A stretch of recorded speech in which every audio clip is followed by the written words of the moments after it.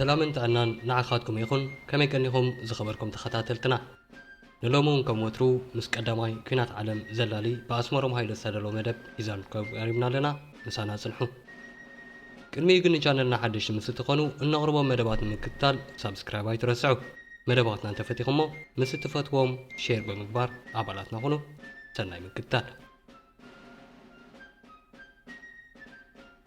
قداماي كينات عالم قداماي كفال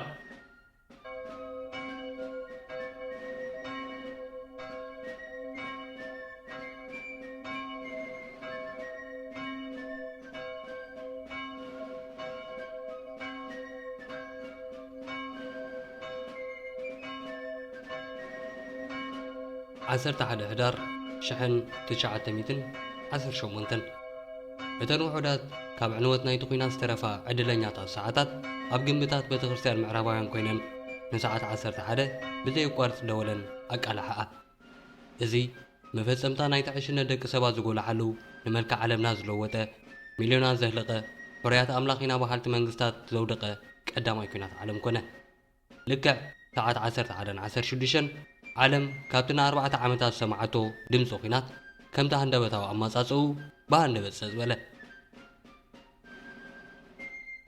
حزب عالم بحبرا دقيم أيفال نخمس زعينو تعونوت بله إزي أب تاريخ ودسب عبب بسلا قريفو زحلفة خينات جن كم يجمره كم يكنبره توتا توتا توتا كتاو تنكي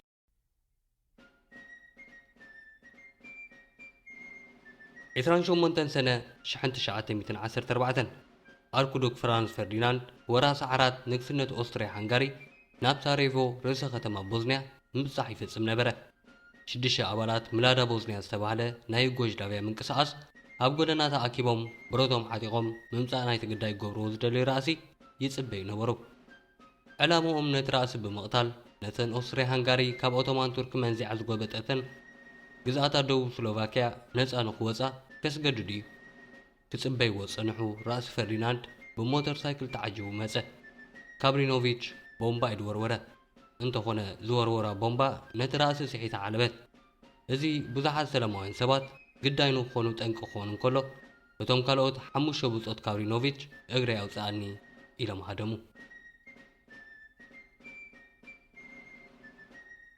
دحر قبابه حد ساعات راس فرديناند مس بحالت بيتو نوتم بيت متكعت استغدو قديات او هوسبيتال كيدو دحر مصننعو عملاشو اتوماسن نيمو زخدو زنبرو ጭፍራ عجبتن موترኛታትን መንገዲ ሲሒቶም በጌጋ ተጠውዩ እዚ ምናልባት ንቡር ወይ ኣብ ታሪኽ ዝናኣሰ ጌጋ ኣብ ታሪኽ ዝዓበየ ጥፍኣት ክኸትል ምዃኑ ዝገመተ ይነበረን በጌጋ ኣብ ዝተጠውይዎ ጎደና ኣጋጣሚ ሓደ ካብቶም 6 ወነንቲ ቅትለት ናይ ትራእሲ ዝኾነ ፕሪንስ ደው ኢሉ ነበረ ካልኣይ ግዜ ግዳይ ዝተቐረበሉ ፕሪንስ ሽጉጥ ኣውፂኡ ንራስ ፈርዲናንድ በዓልቲ ቤቱ ሶፊያን ዘበጦም ክልቲኣቶም ሃለዋቶም ኣጥፊዮም ናብ ሆስፒታል ብምብፃሕ ኣብኡ ዓረፉ ወለኳ ህዝቢ ኦስትሪያን ዓለምን በቲ ኩነታት ዘይተፅልዎ እንተመሰለ ሃፀይ ፍራንስ ጆሴፍ ናይ ኦስትሪያ ግን ዓሚቕ ጓዓት ተሰምዖ እዚ ነቲ ብዙሕ ዘይቀርቦ ዝነበረ ወራሲኡ ስለ ዝሓዘነሉ ድዩ ወላስ ንግስነቱ ዝተደፍረ ኮይኑ ስለ ዝተሰምዖ ክሳብ ሎሚ ዘይተፈትሐ ግድል እዩ ዋላ እኳ ቪየና ርእሰ ከተማ ኦስትሪያ ሃንጋሪ ርግእት እንተመሰለት ቅልተት ናይቲ ወራሲ ዓራት ግን ዘፍርሕ ፖለቲካዊ መዘዝ ዘኸትል ነበረ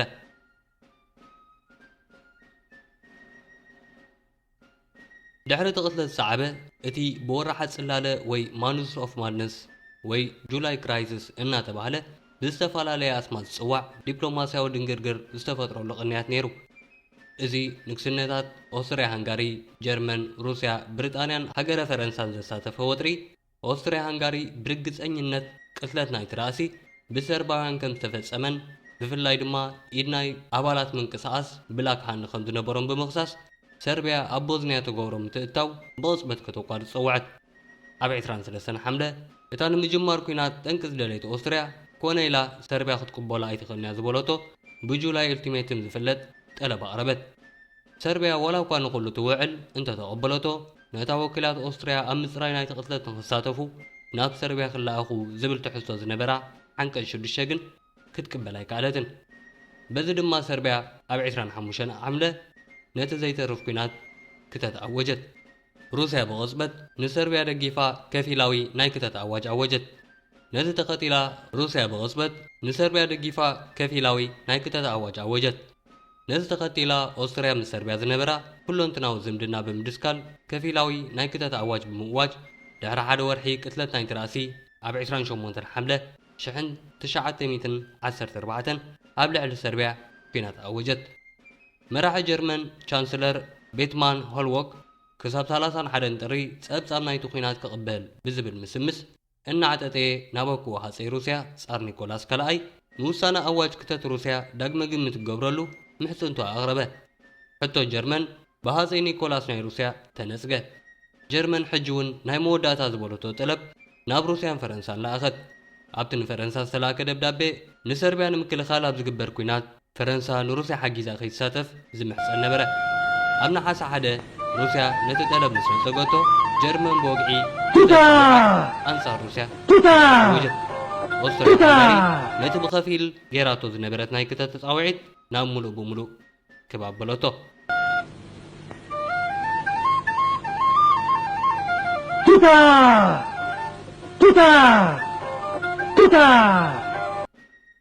ጀርመን ዘድሊ ምንቅስቓስ ሰራዊት ቅድሚ ምክያዳ ደጋጊማ ፈረንሳ ናብቲ ኩናት ኢዳ ከም ዘይትእቱ ውሕስነት ክትባ ለመነት።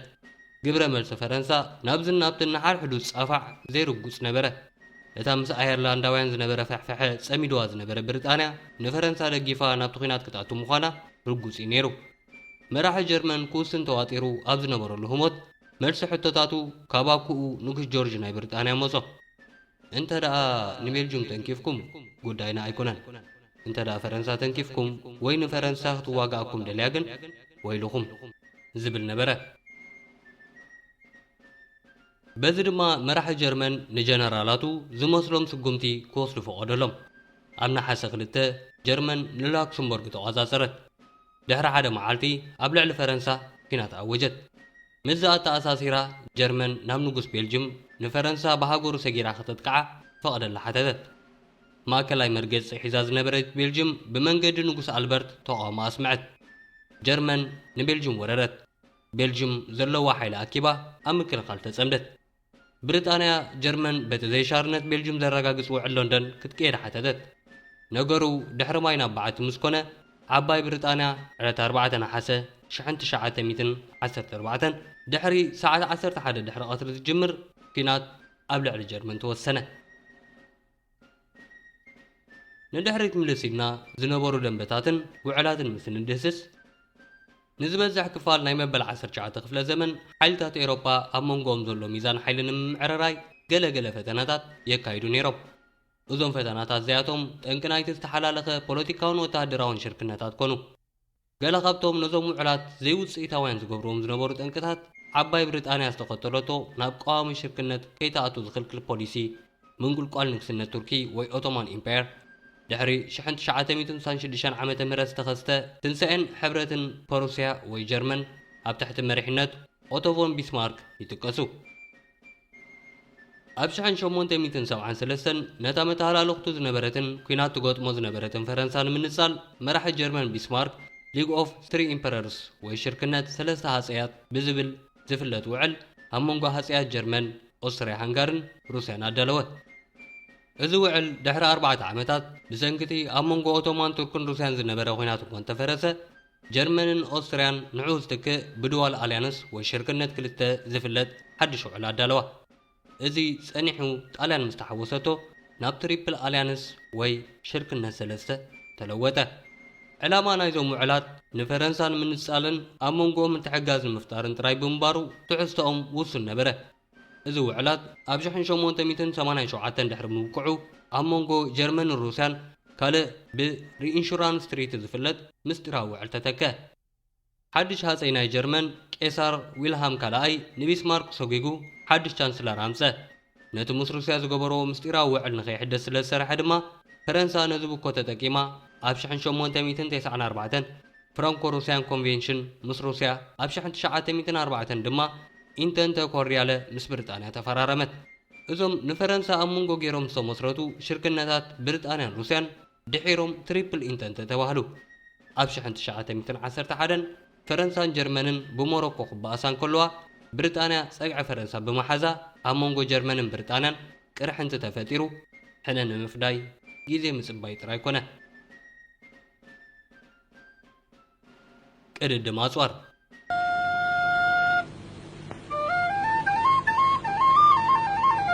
ቱታ ቱታ ቱታ ሓደ ናብቲ ኩናት ካብ ዝመርሑ ኣጋጣሚታት ቅድድም ኣፅዋር እዩ።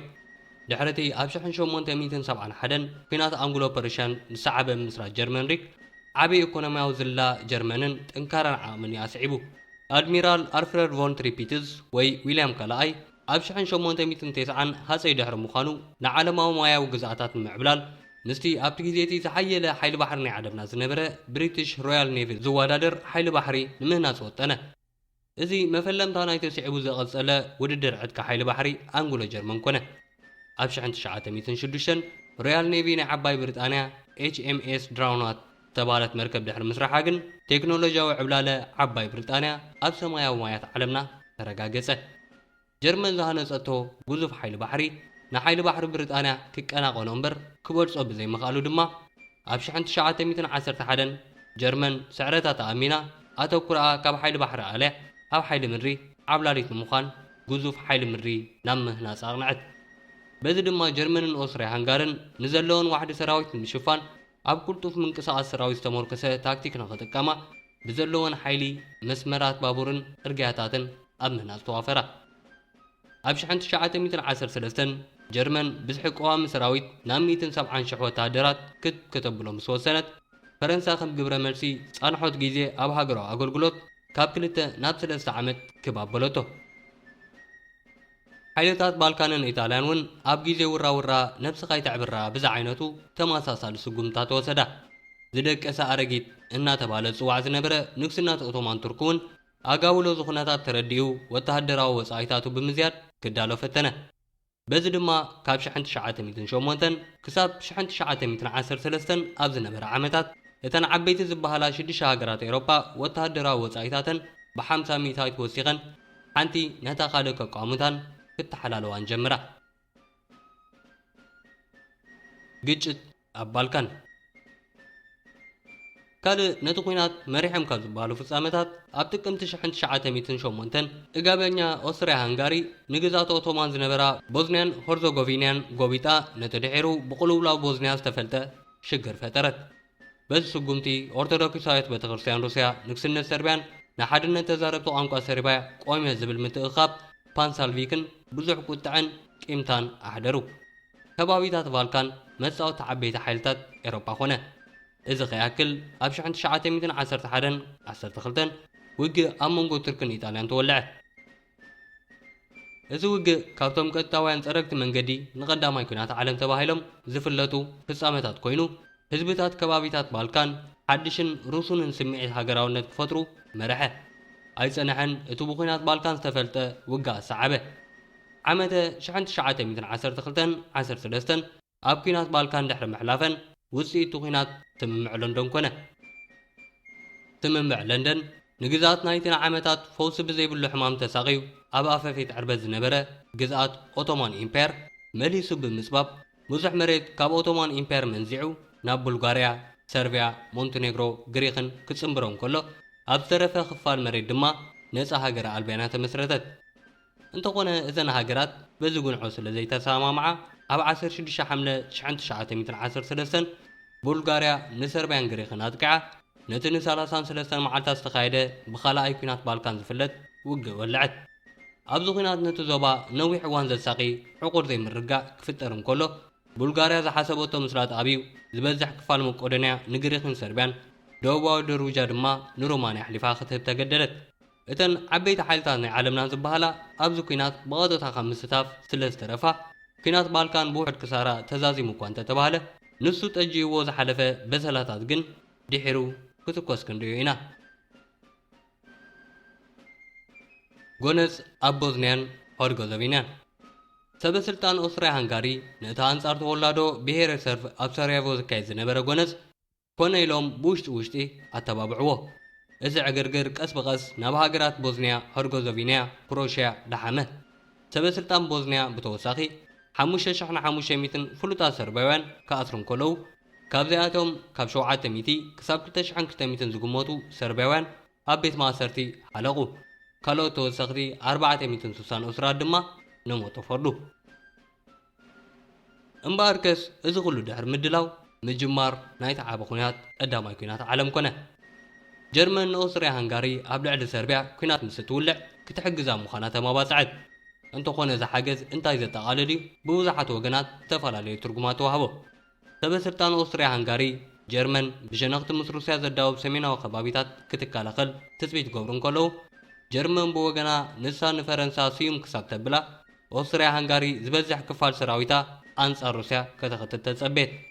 እዚ ዘይምርዳእ ድማ እዩ ኣብ መጀመርያ መድረኻት ናይቲ ውግእ ሓይልታት ኦስትሪያ ሃንጋሪ ኣብ ክልተ ክፋላት ማለት ኣብ መንጎ ሩስያ ብሓደ ሸነኽ ግንባር ሰርቢያ ድማ ብኻልእ ሸነኽ ክገማምዑ ዝገበረ። ወፍሪ ሰርቢያ ኦስትሪያ ኣብ ናሓሰ 12 ንሓይልታት ሰርቢያ ብምውራር ኣብ ኩናት ከር ከምኡውን ኩናት ኮሎባራ ተፋላመት። እንተኾነ ድሕሪ 2 ሳምንታት ውግእ ሓይልታት ኦስትሪያ ምስ ከቢድ ክሳራታቶም ንድሕሪት ከዝልቑ ተገደዱ። እዚ ሓደ ካብቲ ዝዓበየ ዓወታት ሓይልታት ልፍንቲ ኣብ ቀዳማይ ኩናት ዓለም ኮይኑ ክምዝገብ እንከሎ ኦስትሪያ ሃንጋሪ ቁልጡፍ ዓወት ከተመዝግብ ዝነበረ ተስፋ ኣቃሃመ። ኦስትሪያ ኣማራፅ ብምስኣን ብዙሕ ወተሃደራታ ኣብዚ ግንባር ስለ ዘኽተተት እቲ ብሸነኽ ሩስያ ዝነበረ ዓቕሚ ሰባ ክልሕልሕ ናይ ግድን እዩ ነይሩ። ድሕሪ እዚ ሰዓበ ስዕለት ናይ ኦስትሪያ ሃንጋሪ ብሃገረ ሩስያ ሓደ ካብቶም ኣብ መበል 20 ክፍለ ዘመን ዘጋጠሙ ዘሕንኹ ወተሃደራውያን ስዕረታት ተባሂሉ ይዝከር። ጀርመን ኣንጻር ፈረንሳ ቤልጅምን ኩናት ኣብ ምጅማሩ ጀርመን 80 ሚታዎች ካብ ዓቕሚ ሰባ ኣብቲ ምስ በዓል ፈረንሳ ዘዳወባ ምዕራባዊ ክፋል ከተስፍር እንከላ ኣብ ምብራቓዊ ግንባር ግን ንሓለዋ ጥራይ ዝኸውን ስትማዊ መጠን ኣቐመጠት። ከም መደባ ንፈረንሳ ብቁልጡፍ ካብቲ ኩናት ገሊፋ ድሒራ ናብ ምብራቕ ብምምላስ ንሩስያ ክትተሓሓዛ ዝብል ነበረ።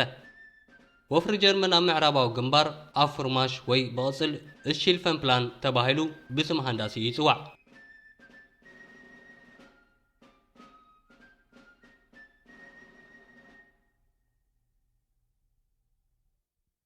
ከም መደብ ናይ ሃንዳሲኡ ኮነ ኢሉ ብፍላጥ ፀገማዊ ክንፊ ናይቲ ግንባር ድኹም ብቕዓት ከም ዝህለዎ ብምግባር ፈረንሳ ደኺሙ እዩ ዘሎ ኢላ ናብቲ ሸነኽ ንኸተጠቅዕ እሞ ጀርመን በቲ ሓያል ዝነበረ የማናይ ክንፊ ንቤልጅም ፀራሪጋ ንፓሪስ ኣትያ ንሓይልታት ፈረንሳ ኳሊማ ብድሕሪት ከተጥቅዖም ኣብ መወዳእታ ድማ ሰራዊት ፈረንሳ ኣብ ዶባ ስዊዝ ከቕንፀሉ ዝብል ነበረ።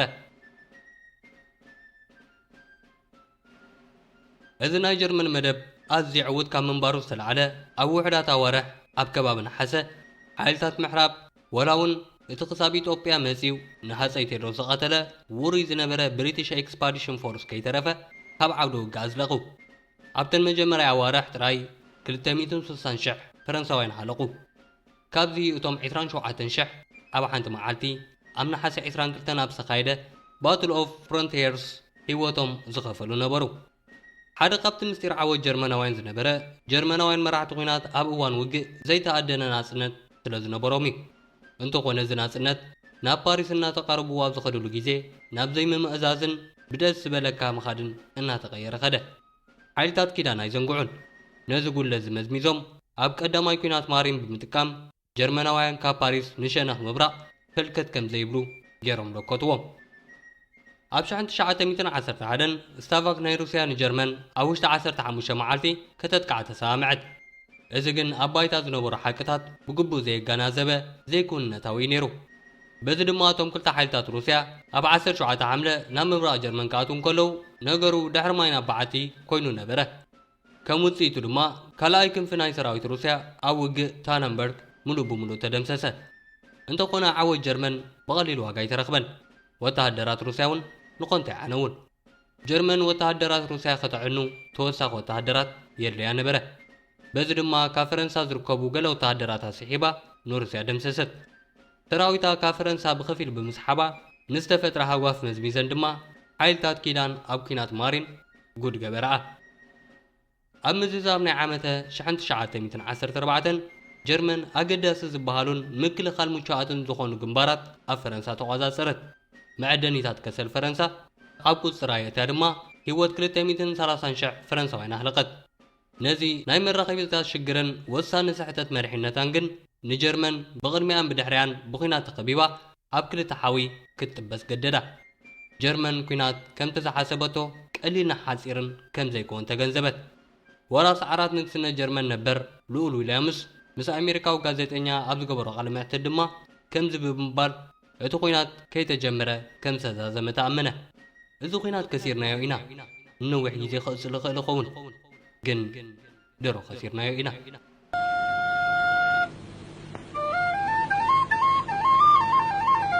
ቱታ ቱታ ቱታ ክቡራት ተኸታተልትና እምበኣርከስ ንቐዳማይ ኩናት ዓለም ኣመልኪትና ኣዳሊናልኩም ዝነበርና ቀዳማይ ክፋል መደብ እዚ ዝተኸታተልኩሞ እዩ ነይሩ ዝቕፅል ግዜ ካልኣይ ክፋል ሒዝና ክሳብ ነመፃኩም ኣብ ዘለኹሞ ሰላምን ጥዕናን ቅድሚኡ ኣባላትና ምስ ዘይትኾኑ ኣብ ቻነልና ንዝርግሖም ቪድዮታት ንክበፅሑኩም ሳብስክራይብ ግበሩ መደባትና እንተፈቲኹሞ ካልኦት ክከታተልዎ ንኽእሉ ሼር ግበሩሎም ሰላምን ጥዕናን ንዓኹም ሰናይ ቅነ